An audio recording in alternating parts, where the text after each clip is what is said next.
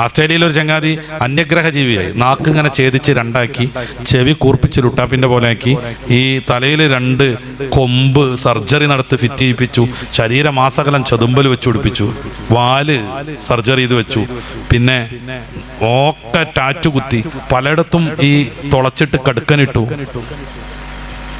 അപ്പോൾ സമ്മേളനം നടത്തി, പത്രസമ്മേളനം നടത്തി പറയും, എന്നെ ആരും ജോലിക്ക് വിളിക്കണില്ല, എനിക്ക് ഭ്രാന്താന്ന് അവർ പറയണത്. ഞങ്ങളെ മലപ്പുറം ഭാഷയിൽ ഭ്രാന്ത് എന്നല്ല പറയണ്ട, മൂച്ചിപ്പിരാന്ത് എന്ന് പറയണം. ഈ ചങ്ങാതിക്ക് ഇനി എങ്ങനെയാണ് നാക്ക് ശരിയാക്കാൻ പറ്റുക? അപ്പോ തോന്നലിനനുസരിച്ച് ശരീരം കണ്ടിക്കരുത് എന്ന് ഇസ്ലാം പറയും. മനുഷ്യനാണോ ചില നിയമങ്ങളിൽ ബന്ധിതനാണ്? സർവതന്ത്ര സ്വാതന്ത്ര്യം എന്നൊക്കെ പറയുന്ന ചില മാഞ്ഞാളുണ്ട് ഇപ്പോ. സർവതന്ത്ര സ്വാതന്ത്ര്യം, അതേക്കുറിച്ചാണ് നമ്മൾ ലിബറലിസം എന്നൊക്കെ പറയൽ. സർവതന്ത്ര സ്വാതന്ത്ര്യം എന്ന് പറഞ്ഞാൽ അത് ഒരിക്കലും പ്രായോഗികമേ അല്ല. കുറെ ആളുകളൊക്കെ ഇപ്പൊ അങ്ങനെയാണ്, my body is my choice, എന്റെ ശരീരം എന്റെ അധികാരം. നിങ്ങളുടെ തിരുവനന്തപുരത്താണ് 2 ആഴ്ച മുമ്പേ LGBT പ്രൈഡ് പരേഡ് നടന്നത്.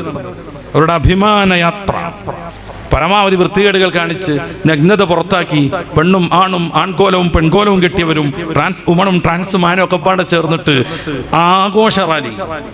അതിന്റെ അവസാനം അവരുടെ റെയിൻബോയുടെ കടലുള്ള അവരുടെ മഴവില്ലിന്റെ കളറുള്ള പതാകയും പിടിച്ചിട്ട് അവർ നടത്തുന്ന ഒരു പ്രതിജ്ഞയുണ്ട്, എന്റെ ശരീരം എന്റെ അധികാരം, എന്റെ ശരീരം എന്റെ അധികാരം, ഞാൻ വേണ്ട വിധം എന്റെ ശരീരം കൈകാര്യം ചെയ്യും, എനിക്ക് ലൈംഗികമായി ലഭ്യമായ ഓർഗനുകൾ ഞാൻ വെട്ടിമുറിക്കും, ആണായി പറന്ന ഞാൻ പെണ്ണായി മാറും, പെണ്ണായി പറന്ന ഞാൻ ആണായി മാറും, ഞാൻ എനിക്ക് പറ്റുമെങ്കിൽ ആണിനെ കെട്ടി ജീവിക്കും, ഒരു പെണ്ണിന് അവൾക്ക് പറ്റുമെങ്കിൽ പെണ്ണിനെ കെട്ടി ജീവിക്കും.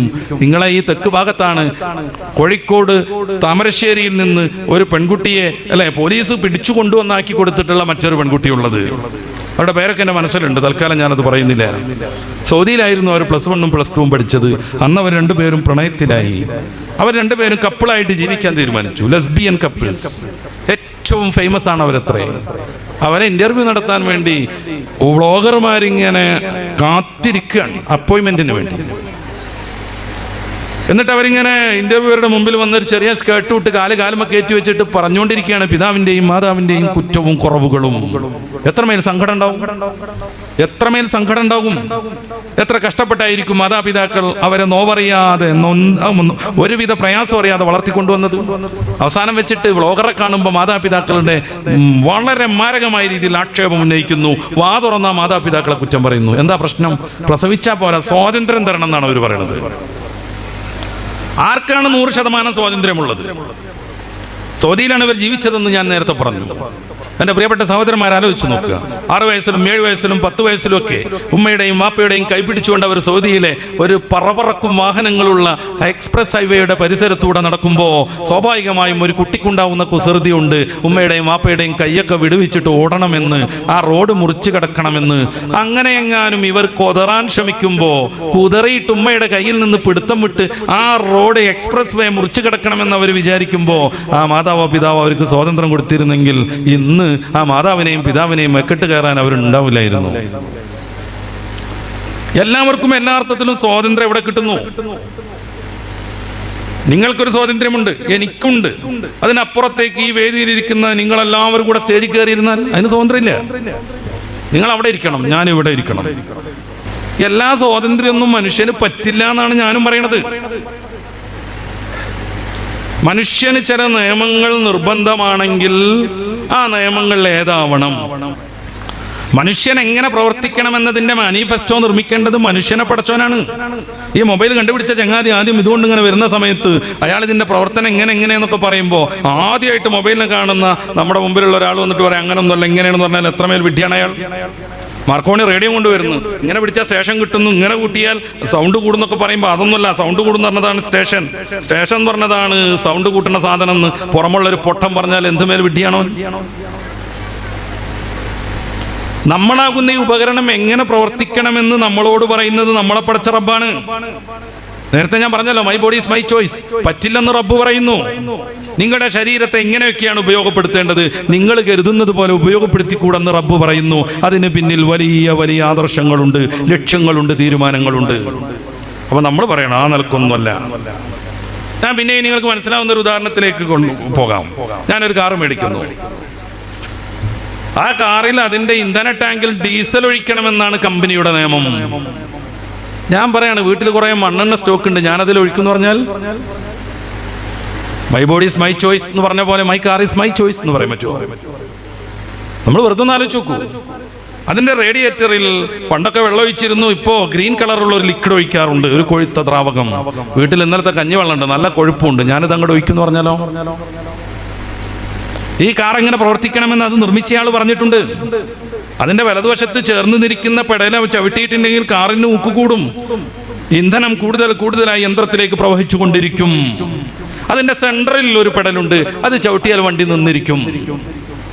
അതിന്റെ ലെഫ്റ്റ് വശത്ത് ഒരു പെടലുണ്ട്, അതിന് ആക്സിലേറ്റർ, അതിന് ക്ലച്ച് എന്നാണ് പറയാ. അത് ഉപയോഗിക്കേണ്ടത് ഇന്ന സമയത്താണ് എന്നൊക്കെ കമ്പനി അതിന്റെ ഒരു ബുക്കിൽ, അതിന്റെ ഒരു ചെറിയ നോട്ടീസിൽ എഴുതി തരുമ്പോ ഒരു പൊട്ടനായ ഡ്രൈവർ ഇങ്ങനെ വിചാരിക്കുകയാണ്, ഇത് എന്റെ കാറാ, ഫുൾ കാശ് ഞാൻ കൊടുത്തിട്ടുണ്ട്, ടയോട്ടയായിട്ട് ഇനി ഒരു ബാധ്യതയും നിലനിൽക്കണില്ല, ഇത് ഞാൻ കൂടെ ടാക്സ് കൊടുക്കുന്ന റോഡാണ്, my car is my choice, എൻ്റെ കാർ ഞാൻ എനിക്ക് ഇഷ്ടമുള്ള മാതിരി ഉപയോഗിക്കുമെന്നൊരു പൊട്ടൻ തീരുമാനിച്ചാൽ, ഒരു വളവിൽ അത്യാവശ്യം 90 സ്പീഡിൽ ഇയാൾ ഇങ്ങനെ പാറിക്കൊണ്ടിരിക്കുകയാണ്, അപ്പുറത്തുനിന്ന് നിറയെ മെറ്റൽ നിറച്ചിട്ടൊരു വലിയ ലോറി ടോറസ് ഇങ്ങനെ കടന്നു വരുന്നു, അവന് ഇത്തിരി സ്പീഡിലാണ്, രണ്ടുപേരും ഇങ്ങനെ ചുംബിക്കാൻ നിൽക്കുകയാണ്.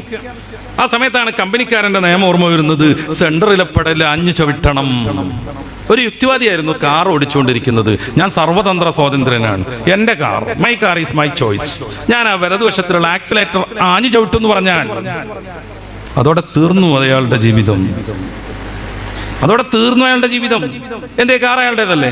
ആണ്, അയാളല്ലേ കാശ് കൊടുത്തേ, അതും ശരിയാണ്. ടാക്സ് കൃത്യമായി അടക്കുന്നില്ലേ? ആണ്, ഉണ്ട്, ഒക്കെ റെഡിയാണ്. പക്ഷെ അയാൾ ഇഷ്ടം പോലെ അയാളുടെ കാർ ഉപയോഗിക്കാൻ കഴിയില്ല. അവിടെ സെന്ററിലുള്ള പെടൽ ആഞ്ഞു ചവിട്ടണം, വണ്ടി നിൽക്കണം, അല്ലെങ്കിൽ ടോറസിന്റെ ഉള്ളിലേക്ക് ഇത് കയറിപ്പോകും. അത് വലിച്ചെടുക്കാൻ തന്നെ കുറെ ആളുകൾ മെനക്കെടേണ്ടി വരും. വളരെ ലളിതമാണ് ഞാൻ പറയുന്നത്. ഒരു യന്ത്രം എങ്ങനെ ഉപയോഗിക്കണമെന്ന് അതിനെ പടച്ചവൻ, അതിനെ സൃഷ്ടിച്ചവനാണ് കൽപ്പിക്കേണ്ടത്. മനുഷ്യനാകുന്ന വാഹനം, ഇത് ശരിക്കും വാഹനമാണ്, ഇത് ശരിക്കും വാഹനമാണ്, നമ്മുടെ ആത്മാവിന് സഞ്ചരിക്കാനുള്ളൊരിടം മാത്രം. അതുകൊണ്ടാണ് വാപ്പ മരണപ്പെട്ടാൽ അതുവരെ ഉപ്പച്ചി എന്ന് വിളിച്ചിരുന്ന മക്കൾ വിളിമാറ്റുന്നത്, നാട്ടുകാർ വിളിമാറ്റുന്നത്. പിന്നീട് അവരുടെ പ്രയോഗം തന്നെ മാറുന്നത്. രോഗമായി മരണത്തിന് തുല്യം വാപ്പ കിടക്കുമ്പോ വാപ്പനെ കുളിപ്പിക്കണ്ടേ എന്ന് പറഞ്ഞിരുന്ന മക്കൾ വാപ്പന്റെ മയ്യത്ത് കുളിപ്പിക്കണ്ടേ എന്ന് ചോദിക്കുന്നു. വാപ്പ എവിടെ? അസ്രായേൽ പോയിട്ടുണ്ട് വാപ്പയുമായി.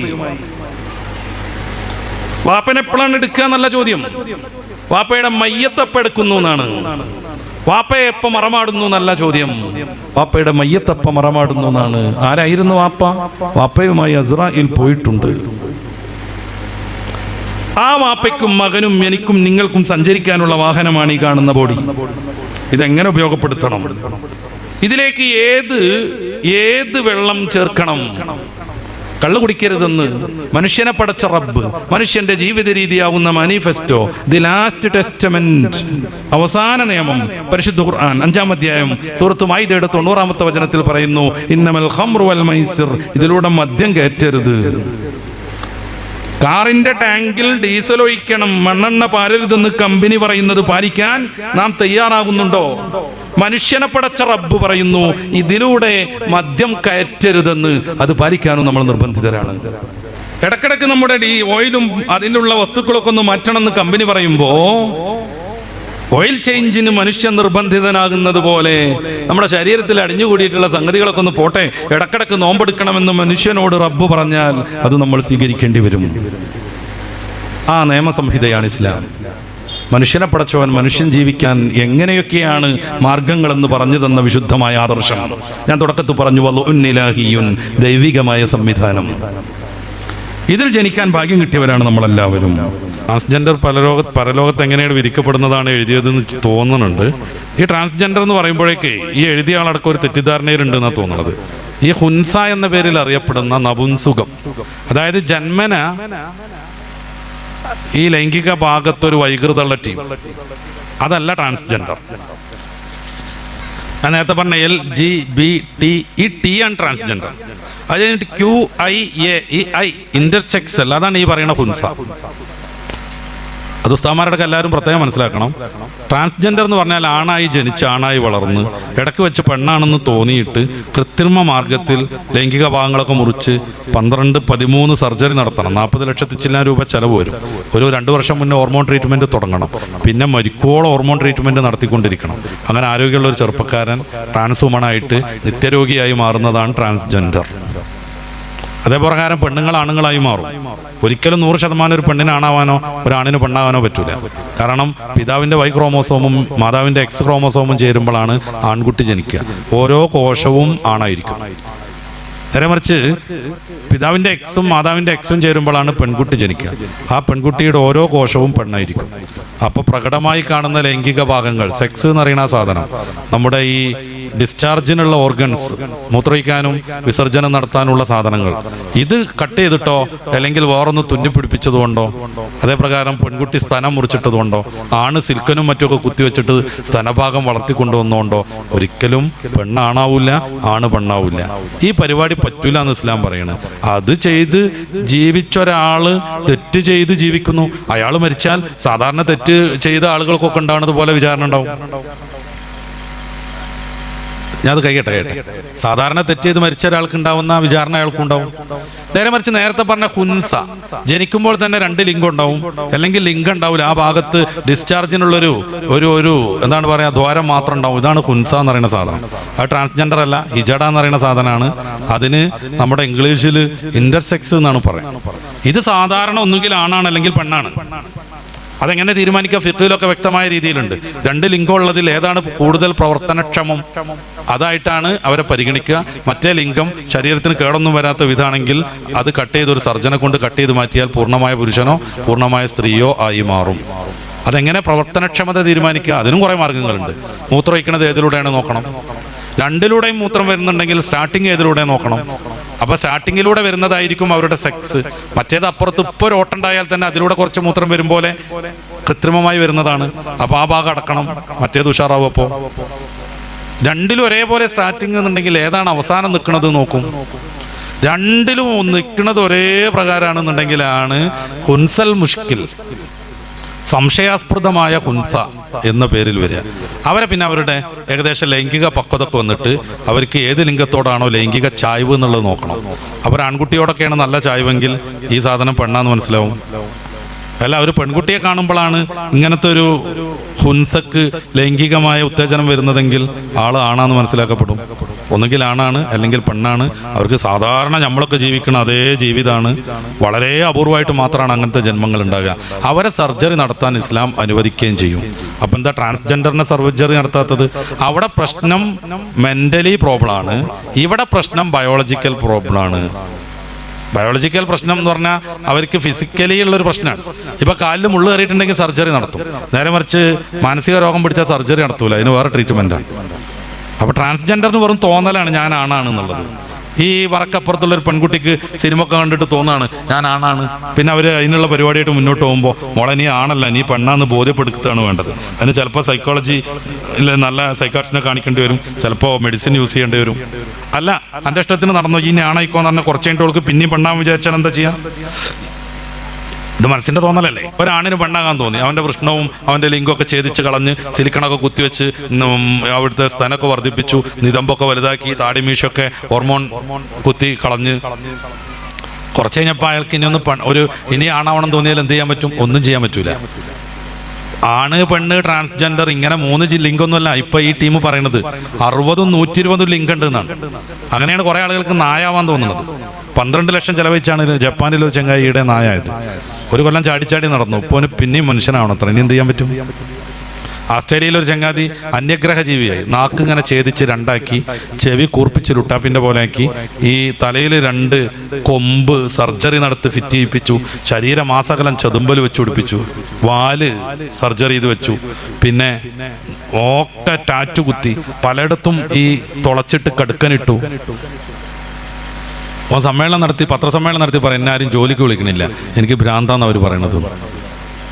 ഞങ്ങളെ മലപ്പുറം ഭാഷയിൽ ഭ്രാന്ത് എന്നല്ല പറയണ്ട, മൂച്ചിപ്പിരാന്ത് എന്ന് പറയണം. ഈ ചങ്ങാതിക്ക് ഇനി എങ്ങനെയാണ് നാക്ക് ശരിയാക്കാൻ പറ്റുക? അപ്പോൾ തോന്നലിനനുസരിച്ച് ശരീരം കണ്ടിക്കരുത് എന്ന് ഇസ്ലാം പറയും. നേരെ മറിച്ച് ഈ ചോദ്യത്തിലുള്ള ഹുൻസയ്ക്കോ അവർക്ക് ശരീരത്തിനാണ് പ്രശ്നം. ഇവിടെ എക്സ്ട്രാ വിരലുണ്ടെങ്കിൽ അത് കട്ട് ചെയ്യാൻ സമ്മതിക്കണ പോലെ, കാലിനുള്ളിൽ ചില്ല് കയറിയിട്ടുണ്ടെങ്കിൽ അത് പറിച്ചെടുക്കാൻ വേണ്ടി സർജറി നടത്താൻ പറ്റുന്ന പോലെ ഇവരുടെ ബയോളജിക്കൽ പ്രോബ്ലം തീർക്കാൻ വേണ്ടിയിട്ട് സർജറി നടത്താൻ പറ്റും. അപ്പൊ ട്രാൻസ്ജെൻഡർ കൊണ്ട് ഉദ്ദേശിക്കുന്നത് ഹുൻസയാണ് എന്നാണ് എനിക്ക് തോന്നിയത്. ഹുൻസയാണെങ്കിൽ സാധാരണ മനുഷ്യനാണ്, ഒന്നുകിൽ ആണാണ് പെണ്ണാണ്, നമുക്കൊക്കെ ഉണ്ടാകുന്ന പോലെ പരലോകത്ത് വിചാരണ ഉണ്ടാവും. അല്ല, നേരത്തെ പറഞ്ഞ പോലെ ഈ പുരുഷനായി ജനിച്ചു വളർന്ന് പിന്നെ ഇടയ്ക്കൊരു തോന്നലിന് പെണ്ണാക്കി മാറാൻ ശ്രമിച്ച ആള് ആ ട്രാൻസ്ജെൻഡർ ആണ് ഉദ്ദേശിക്കണതെങ്കിൽ അവരൊരു തെറ്റ് ചെയ്ത് മരിച്ചുപോയ ആളാണ്. തെറ്റ് ചെയ്ത് മരിച്ചുപോയ ആളുകൾക്ക് എന്താ ഉണ്ടാവുക? അതുപോലെ ചോദ്യോത്തരമൊക്കെ ഉണ്ടാവും. ചിലപ്പോൾ നരകത്തിലിടും, അതിന്റെ പണിഷ്മെന്റ് ഒക്കെ കഴിഞ്ഞ സ്വർഗത്തിലേക്കാക്കും. പക്ഷെ ട്രാൻസ്ജെൻഡർ ആയി കഴിഞ്ഞ് മതം മാറുന്ന ഒരു രീതിയുണ്ട്. അമ്മ എന്നുള്ള ദൈവത്തിന് വിശ്വസിക്കും. അപ്പൊ പിന്നെ മസാല മാറും. മതം നിഷേധിച്ചു കഴിഞ്ഞാൽ കാഫറാണ്. കാഫർ നിത്യമായി നരകത്തിൽ വസിക്കുന്നതുമാണ്. ട്രാൻസ്ജെൻഡറിന്റെ കാര്യം പറഞ്ഞല്ലോ. ഇപ്പം ആണായിട്ട് ആൺകുട്ടിയായിട്ട് ജീവിച്ചൊരു പെട്ടെന്ന് സ്ത്രീയായിട്ട് മാറി കുറേ കാലം ഇങ്ങനെ പോയി. ആ പെണ്ണ് മരണപ്പെട്ടാൽ, ആ ട്രാൻസ്ജെൻഡർ മരണപ്പെട്ടാൽ അതിനെ മയ്യത്ത് കുളിപ്പിക്കുന്നത് ഏത് മസലയിലാണ്? മയ്യത്ത് കുളിപ്പിക്കൽ മാത്രമൊന്നുമല്ലോ, തൊട്ട ഒന്നും മുറിയൊന്നുമില്ല. അതിന്റെ മുന്നേ, മരിക്കണതിന്റെ മുന്നേ ഒരാൾക്ക് പൂർണ്ണമായി ശാസ്ത്രം കൊണ്ടോ മറ്റോ പൂർണ്ണമായി പെണ്ണായി മാറാൻ പറ്റിയാൽ അവർക്ക് പെണ്ണിന്റെ മസലയായിരിക്കും. പൂർണ്ണമായി പെണ്ണായി മാറാൻ പറ്റിയില്ലെങ്കിലോ ആണിന്റെ മസലയായിരിക്കും. നിലവിൽ പൂർണ്ണമായി പെണ്ണായി മാറാൻ ഒരു വകുപ്പുമില്ല. 2 മാസം കാനും ഹോർമോൺ കുത്തിവെച്ചിട്ടില്ലെങ്കിൽ അവർ വീർപ്പിച്ച് വെച്ച സാധനങ്ങളൊക്കെ മാങ്ങ ഉപ്പിലിട്ട പോലെ ചുങ്ങിട് പോകും. പന്തിന് മുള്ളു കയറിയ പോലെ അവരുടെ മാറിടക്കൊണ്ട് ചുങ്ങിപ്പോകും. അപ്പോൾ അവർ ആണെന്നെ നടത്തും. കാരണം അടിസ്ഥാനപരമായി ആണിന്റെ ഹോർമോൺ വരുന്നത് കൊണ്ടാണ് സ്തനം ചുങ്ങണത്. അത് ചുങ്ങാതിരിക്കാൻ മാസാമാസം കൃത്രിമമായി പെണ്ണ് ഹോർമോൺ കുത്തിവെക്കണം. പൂർണ്ണമായി ഒരാൾക്ക് ആണാവാൻ പറ്റുമെങ്കിൽ പിന്നെ ആണിന്റെ മസലയാണ്. ഓനെ തൊട്ട ഒതുമുറിയില്ല, ഓനെ കുളിപ്പിക്കേണ്ടത് ആണുങ്ങളാണ്.